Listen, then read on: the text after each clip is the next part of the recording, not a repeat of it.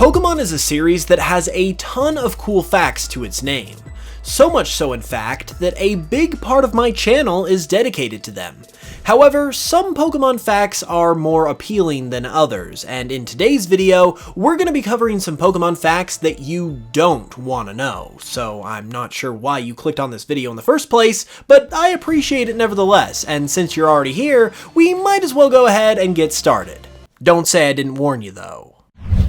Hey, you know what? I am really excited to get into these facts, but I'm feeling kinda famished, to be honest. I don't think I'll be able to cover them on an empty stomach.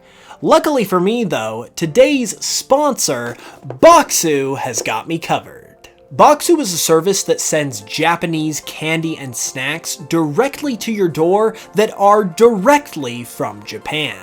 Boxu partners with local Japanese snack makers who have been making snacks for as long as 100+ years to bring you top-of-the-line Japanese goodies. After getting into the swing of things with my first box last month, I have actually grown to love Boxu even more than I did initially. All the snacks are really good, there's a huge variety of flavors, and they stuff the box to the absolute brim, so you're pretty much never going to be without an awesome Japanese treat. They also include this booklet that tells you about the snacks you got, and honestly, it just makes the experience of eating these snacks so much better. Like, I'm not even kidding. I've tried to eat some of these snacks without looking at the book, and then I always just end up pulling out the book because it's just that much fun to learn about the snacks while you're eating them. Boxu also offers the option to buy individual boxes on their website if you just want to try it out before getting a subscription, and they even offer free shipping to the US even though it's coming straight from Japan, which is pretty crazy. So if you would like to try out Boxu and get some delicious Japanese snacks, you can use my link in the description to get 10% off a subscription when you also use the code HOOPS10. I'm personally really glad I have it myself, and it also supports the channel if you decide to try it out, so it's basically a win-win. And big thank you to Boxu as well for supporting the channel too. Okay, now that I'm all energized and ready to go, let's get into these facts that you definitely don't want to know, so you can still click off the video, I'm just saying. For those of you that are still here though, this first fact concerns Beautifly and the fact that it is a deadly killer. This Pokemon is quite literally a beautiful butterfly according to its English name, and it doesn't look like it could hurt a fly, but if we look at its Pokédex entries, we will learn the dark, morbid truth about this Pokemon. According to its various dex entries, quote, it has an aggressive nature. It stabs prey with its long, narrow mouth to drain the prey's fluids. It attacks ferociously when angered. So if you thought you were getting a cute little butterfly pal when you caught this Pokemon, think again. This aggressive nature is even reflected in its Japanese name, if you still don't believe the extent of this Pokemon's ferocity. Its Japanese name is Age Hunt, combining the Japanese term for a swallowtail butterfly and the English word hunt, because it is going to hunt you down and drink the life force straight from your body.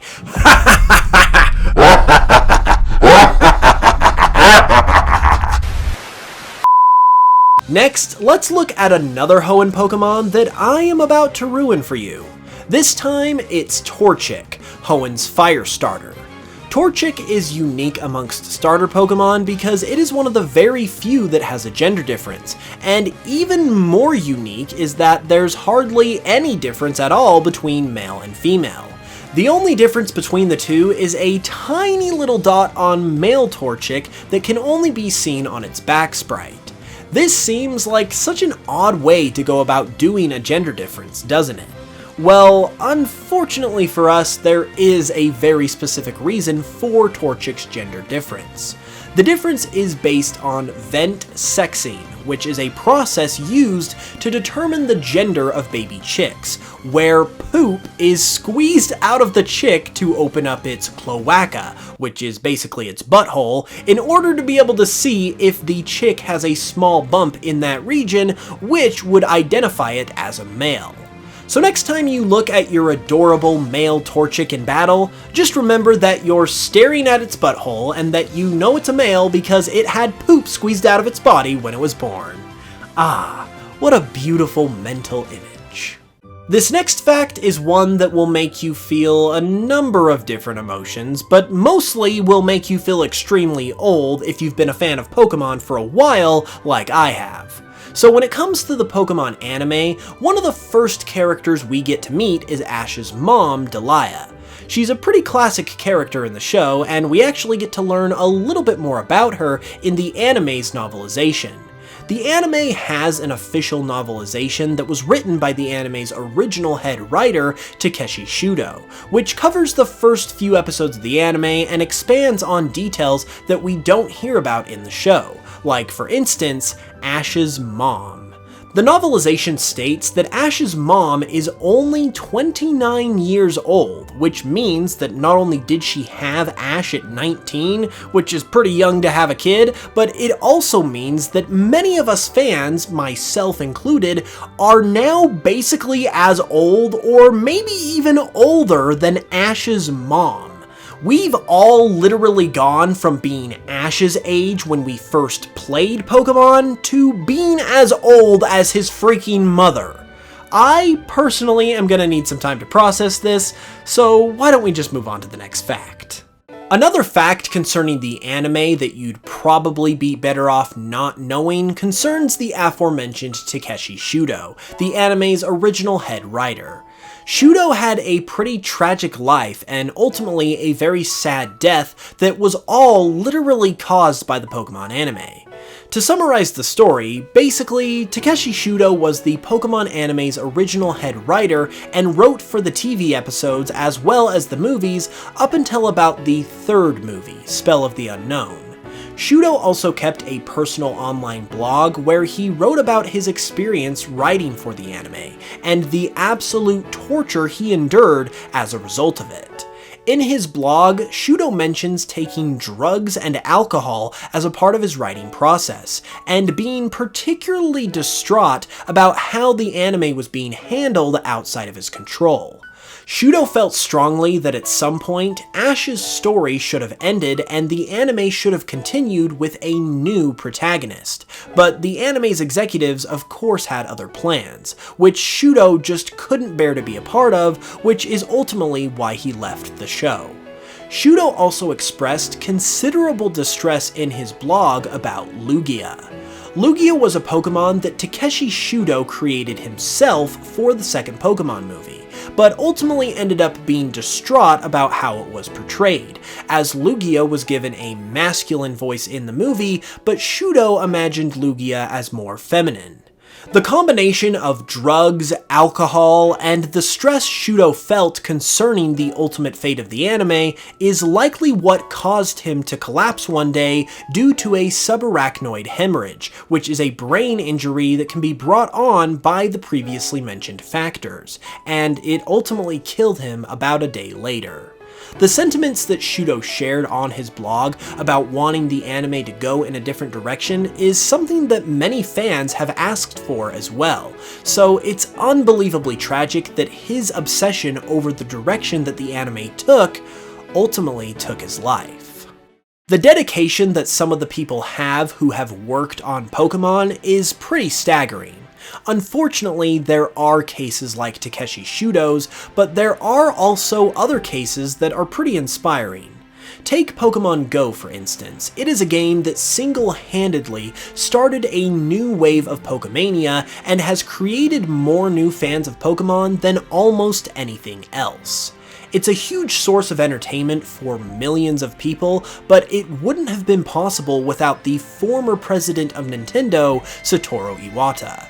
Shortly after his death and the subsequent release of Pokemon Go about a year later, a story emerged online via Japanese business website Nikkei that stated Iwata was working on the game even while he was literally dying in the hospital by using his computer to provide feedback and ideas for the game to Tsunekazu Ishihara, the president of the Pokemon Company. There's even an anonymous game company executive who apparently knew Iwata, who was quoted as saying that they believed the ability to play and enjoy Pokemon Go without having to spend too much money is something that Iwata was specifically aiming for. The commitment of Iwata to the games we all cherish is well documented, but it's especially awe-inspiring to know that this never wavered, even on his deathbed, and it ultimately helped contribute to one of the biggest Pokemon games of all time. On a more lighthearted note, however, let's go back and look at another Pokédex entry. One of the newest Pokemon that recently debuted in Sword and Shield is Appleton, and personally, it's one of my absolute favorite Gen 8 Pokemon. Its Pokédex entries, however, paint this Pokemon in a very strange light, as it states that people like to eat the skin off of Appleton's back. According to its Shield Dex entry, its body is covered in sweet nectar, and the skin on its back is especially yummy. Children used to have it as a snack.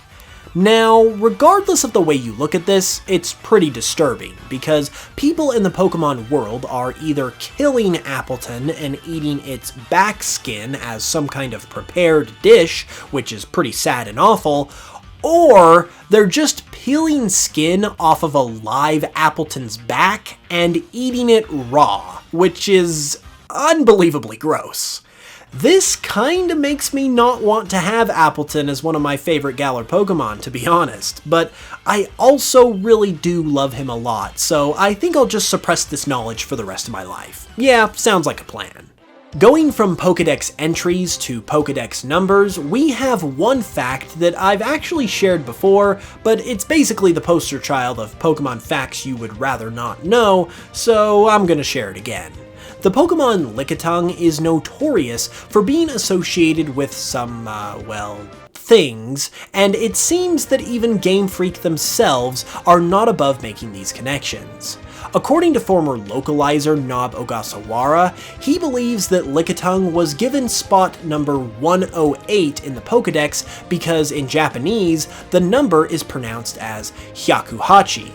This rhymes with the term shakuhachi, which is a slang term for blowjob. Nob doesn't think it's any coincidence that these details fit together so nicely, and unfortunately, I gotta say, it does make a lot of sense, so now that you have refused to click off this video, I hope you now enjoy associating that fact with Lickitung for time and all eternity. Next up, we're going to refer once again to the Pokemon anime novelization that I brought up when talking about Ash's mom. Another detail that this novelization explains is why the Pokemon centers of the Pokemon world, as well as the police force, are entirely employed by women. Nurse Joy and Officer Jenny are two more classic female characters from the anime, and while the anime talks about why all the Officer Jennys and Nurse Joys look alike, it doesn't really go into why the entire police force and all the Pokemon centers are employed by them. Well, in the anime novelization, it actually does explain this, and the answer is rather morbid. These books explain that most major jobs in the Pokemon world, like nurses and cops, are filled by women, because most of the grown men in the Pokemon world are bums and failures. No joke. The novelization states that most boys end up becoming Pokemon trainers, but most of them end up failing at it, and since you can become a trainer at 10 years old, by the time most of these guys realize that they failed, they've lost the opportunity to gain any other skills that they can use to contribute to society, so they just end up as bums, and the females have to pick up the slack. That is incredibly sad, and a good example of why it's probably a good thing that we don't have Pokemon in the real world.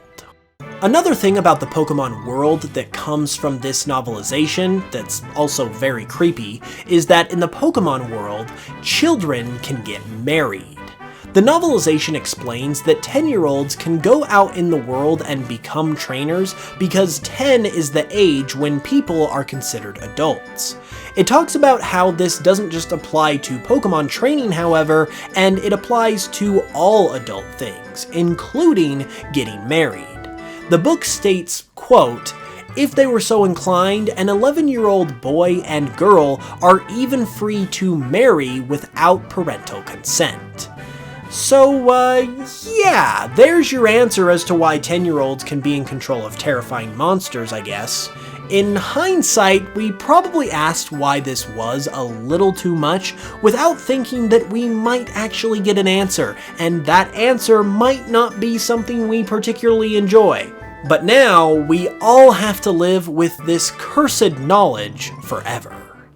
And last but not least, I have one more fact of the morbid variety to share, and that is that Pokémon has actually been associated with the deaths of over 20 people, that we know of anyway.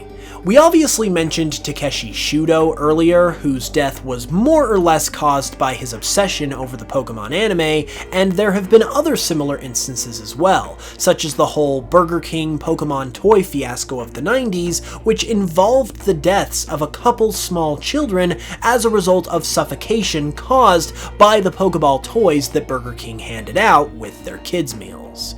On top of that, according to PokemonGoDeathTracker.com, because that's a website that exists apparently, there have been a total of 22 people to this point that have died due to various causes as a result of playing Pokemon Go. Ultimately, it wasn't Pokemon that directly killed anyone in any of these situations, obviously, but 20 plus deaths is still a lot to be associated with, even if it is indirectly. However, something like this unfortunately just becomes an inevitability when you're a franchise that is as big as Pokemon has become. Well, if you're still here, those were 10 Pokemon facts that you were probably better off not knowing. And now, you have no one to blame but yourself that you know them. I hope you do well in therapy. Anyway, if you enjoyed the video, be sure to leave a like and a comment, and subscribe if you're new for more Pokemon content. I will see you guys with another one very soon, and until then, as always, I love you all, thanks really for watching, and I will smell you guys later.